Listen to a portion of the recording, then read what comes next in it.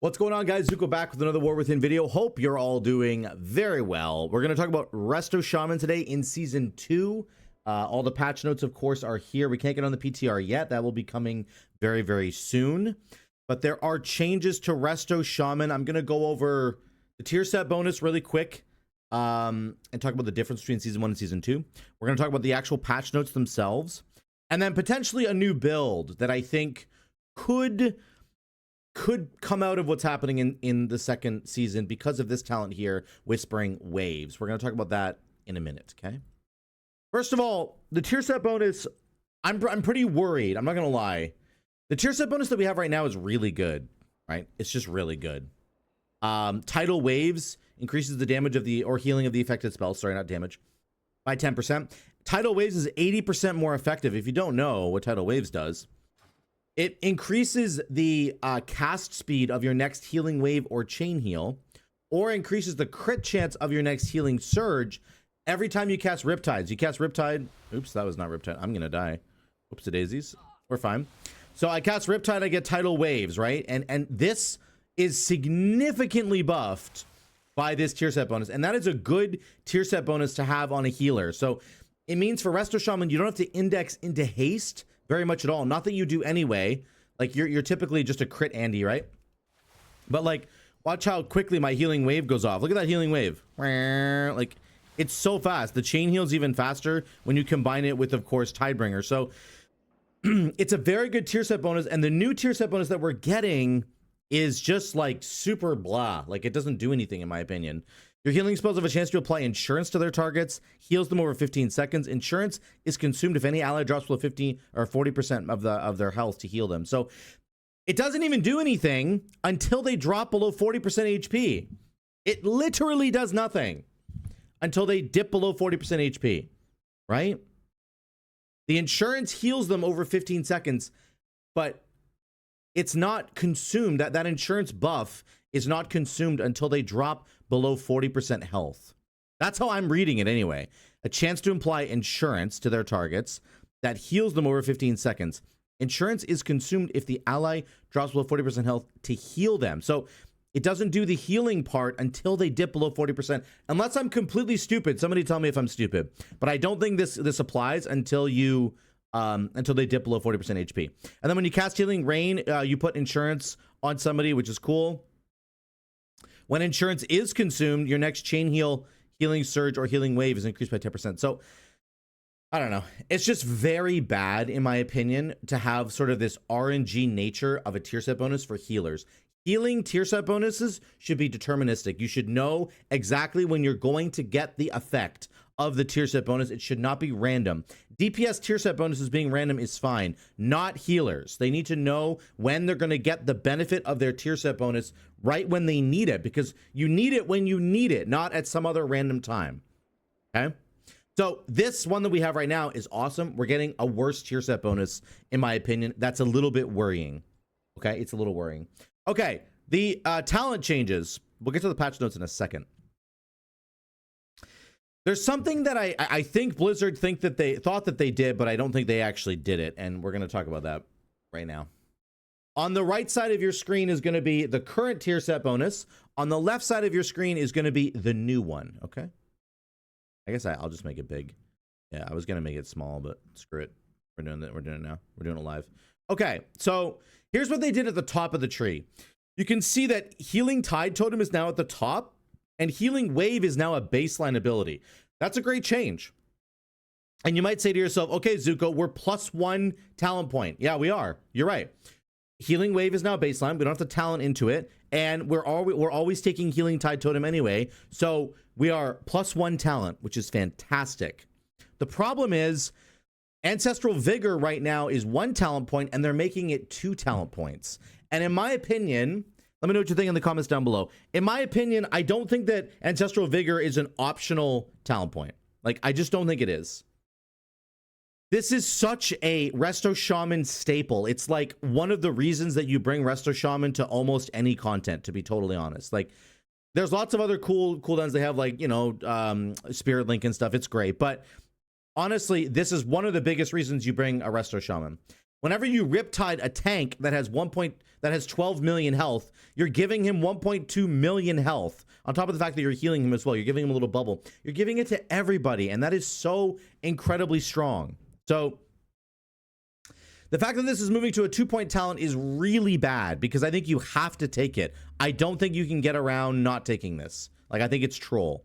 Okay, so we gained a point because Healing Wave went baseline, but now we lost a point because Ancestral Vigor is a 2-point node now. Just work with me on that because that's the assumption I'm going to work under. Okay, so we're net 0. We've gained nothing. We've actually gained nothing now. There's been no changes at all. Okay, now we come down here and there's this convoluted section in the middle here where you've got Mana Tide Totem that you have to take in like a raid situation, but you don't have to take it in Mythic Plus. So that's a flexible talent point. They've turned that into, it's still a talent that you have to take, but it only procs when you drop Healing Tide Totem now, which is nice because you can reduce the cooldown of Healing Tide Totem. So now you have a 2.2 minute Healing Tide Totem, right? And then you're going to be getting a Mana Tide Totem every time you drop it. The only issue I have with this is like, oftentimes I'm going to drop Mana Tide Totem at a different moment than when I'm dropping Healing Tide Totem. So like now I'm incentivized to drop Healing Tide Totem as soon as possible in a raid so that I can get the Mana Tide Totem ticking so that I can get Mana Tide Totem back later so I can keep refreshing my mana. It's not the end of the world, but it's just a little bit weird that like now I'm incentivized to kind of drop my Healing Tide Totem quicker than I might normally want to. Let's say I have a scheduled list of cooldowns in a Mythic Raid. That's what happens in the Mythic Raid environment, right? You have to do your cooldowns at the right time. What if they didn't schedule my Healing Tide Totem for like, 40 seconds into the fight? I'm missing time that I could have had cooling down Mana Tide Totem. So I'm a little bit miffed about this, but they did kind of like clean this up a little bit. And obviously Healing Tide Totem is now up here. So the talents that support Healing Tide Totem are now here. And you don't have to take it here. But again, we already talked about how you're not actually saving a talent. Mana Tide Totem is there, but you still have to take Mana Tide to get Mana Tide Totem. So you didn't really change anything there. And now you have a choice. You could obviously you could have Mana Tide or you can have Spearwalker's Tidal Totem. So in the Mythic Plus environment, it's nice to have access to this, actually. This is really cool. And I might end up taking this now that you don't have to take Mana Tide Totem to get this. This is now its own talent. That's a really big deal, right? Look at the distinction. If I'm in Mythic Plus, let's say I don't want to take Mana Tide Totem because you don't really need it in Mythic Plus. Now you can just take Spearwalker's Tidal Totem, which is really good, actually, because it buffs your Healing Surges, which is typically a spell that you use a lot more in Mythic Plus. So that's a good change. I like that. I like that for sure. The rest of the top of the tree is completely unchanged, by the way. There's nothing else changing here. Let's get to the bottom of the tree. This is where some of the juicy stuff starts to come in, and I'm going to help you understand what's going on here. So they're getting rid of Primordial Wave. It's gone, and they're replacing it with a passive talent called Whispering Waves, okay?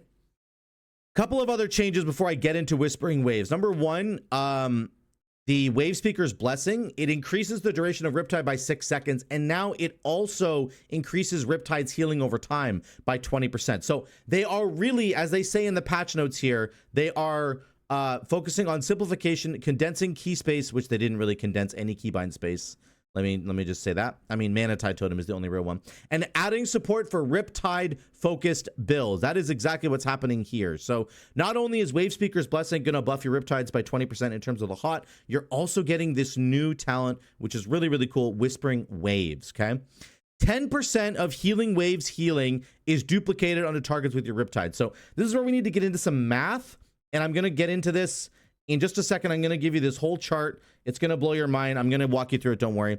The other changes that have come through is this new talent, Therazane's Resilience. Earth Shield and Water Shield no longer lose charges and are 115% more effective. That's actually kind of cool. I just don't know how to fit it into the build. And what I'm going to get to at the very end of this video probably is that if you want to do a Riptide focused build, you're sacrificing a lot.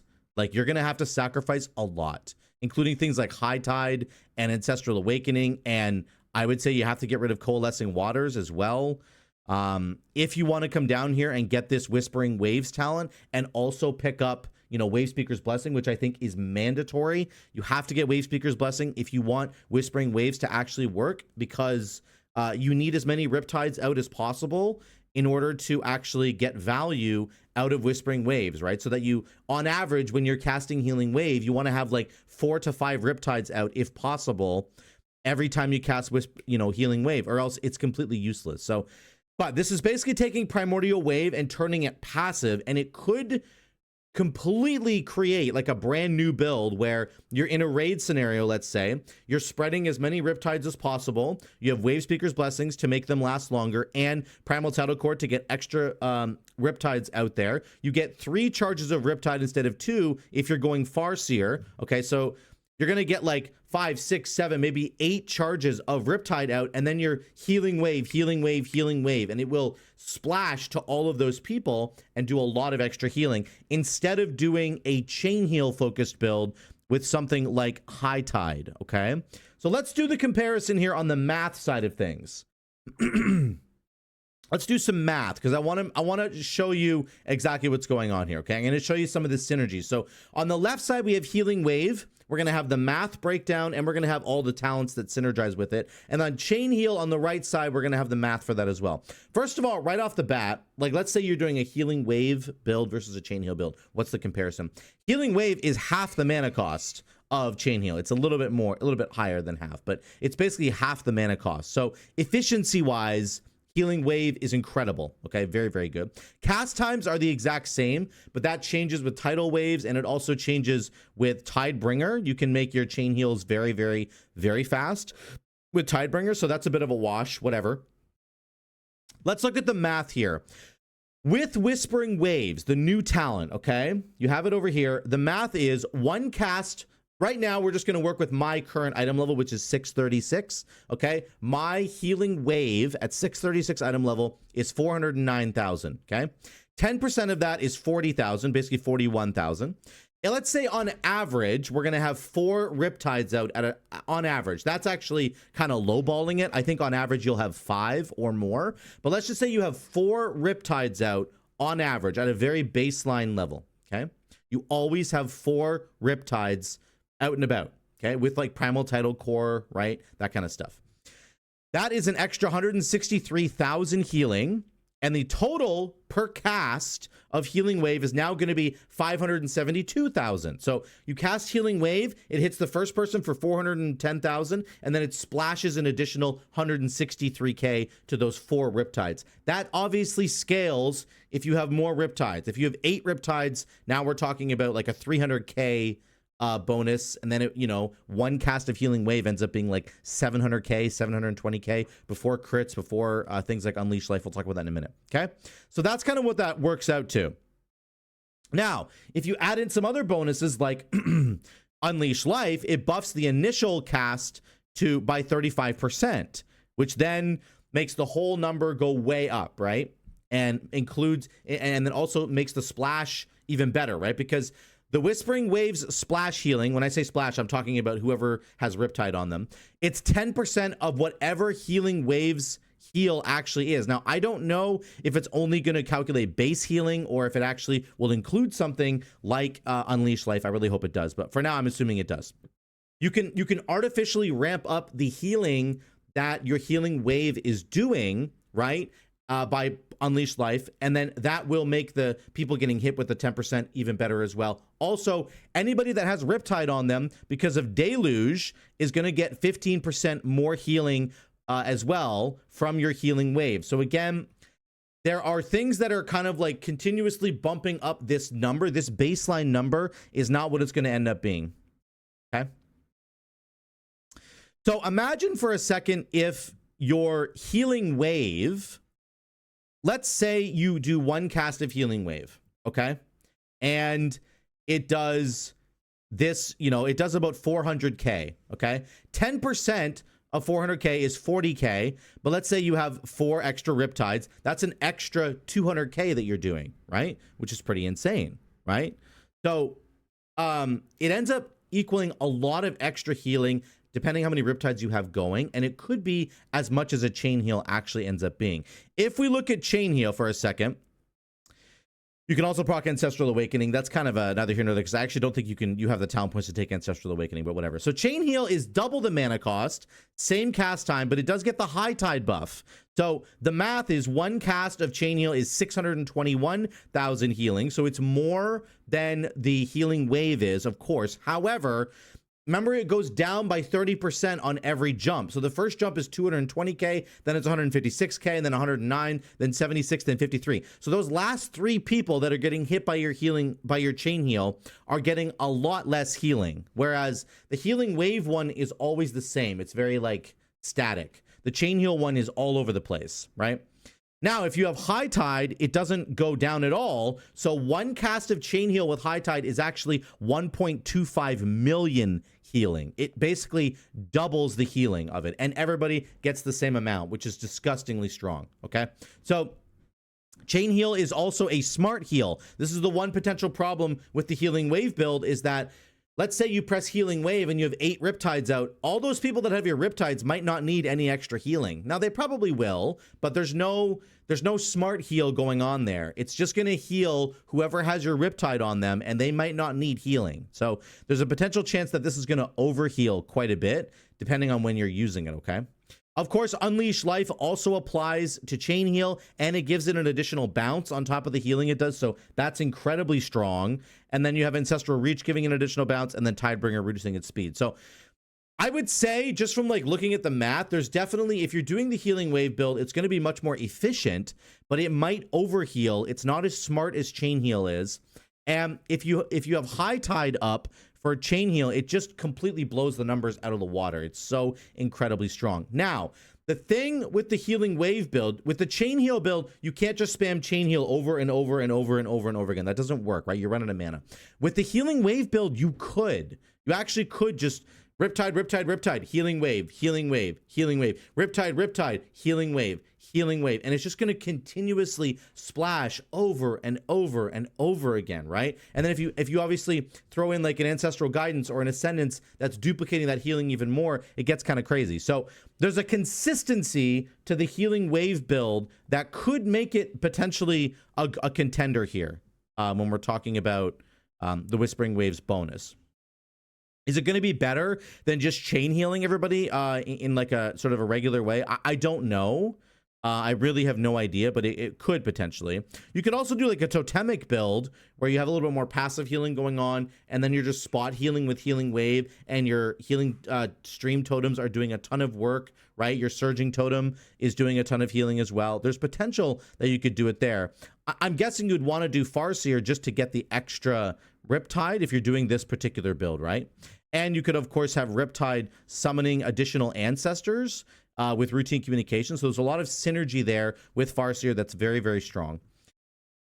I'm just not sure how this is going to play out until I actually take it into a raid and like see what the numbers look like. Like, that's just the truth of it. That's always the way this is going to work. My gut tells me that this is not just automatically better than just running a chain heal build with High Tide. Like, the fact that you have to invest so many talent points down in the bottom of the tree to make this even work makes this really crappy, in my opinion. Like, 2 points into Wave Speaker's Blessing because you need the duration on Riptide. Then you have to do Primal Tidal Core and Tide Waters and Whispering Waves just to get Whispering Waves. Of course, you could put 2 points into Undercurrent instead, but then you're going to lose Primal Tidal Core, which I think you must have Primal Tidal Core. There's just so many talents here. Like, if you go like this, for example, into this, then you can't get Primal Tidal Core. So I don't know what you drop. You could drop, I guess, Tidebringer. That'd be the one thing. And then you don't have any fast chain heals. You could do it this way if you want to. And then you have more healing per Riptide that's out there. That's another cool way you could build it. But you're sacrificing so much, in my opinion. You're sacrificing High Tide. You're sacrificing Ancestral Awakening, which is pretty strong with this particular build because you're pressing Healing Wave over and over and over again. So you could potentially ditch Deeply Rooted, I guess, if you want to. That's another way you could run it. I just don't know. I don't know. I just don't think this necessarily works super well. And I'm frustrated that we have to pick between these talents down here when a lot of the other healers, it feels like the bottom of their talent tree is just so great. You get to pick exactly what you want. And in this particular case, I feel like I'm missing a lot of important stuff that I want to get because a lot of these talents are 2-point nodes like Wave Speakers and Undercurrent and Ancestral Awakening. So I'm not really stoked about this. I'll be totally honest. I was really hopeful when I saw this talent, the Whispering Waves. I was like, man, I'm so excited. This could be really cool. I don't think it's going to actually be that insane, especially because the tier set bonus that we're getting is just literally worse. If we got to keep the season 1 tier set bonus, it actually would have been a lot better because Tidal Waves affects Healing Wave, right? So you can stack it up multiple times, right? I have 4 stacks of Tidal Waves, which is really, really good. Now I get a whole bunch of very, very fast casting Healing Waves, which are going to splash to those other targets because of Whispering Waves. But we're not going to have this tier set bonus in season 2. We're going to have some random insurance thing that we get. So yeah, I would say there are definitely some buffs in here, but Ancestral Vigor being a 2-point talent is a huge loss. It's a huge problem, in my opinion. And then the rest of it is just kind of, it's just not good enough to really be really excited about. That's my conclusion. Let me know what you think in the comments down below. I'm more disappointed in this than I am excited. I was initially really excited, and now that I've taken a minute to look at it really deeply, including the tier set bonus, I'm just not excited at all really anymore. So we'll see. Maybe I'm just being a complete doomer. I don't want to be a doomer, but I really want Blizzard to understand that this is not good. This needs to get better. There needs to be buffs here somewhere. I don't know. Maybe make these 1-point talents here instead of 2 to free up some talents for us to actually be able to choose some cool stuff. Because right now we're kind of landlocked here with the talents that we're choosing. So let me know what you guys think in the comments down below. I love you all. Thank you so much again for watching. I will see you in the next one.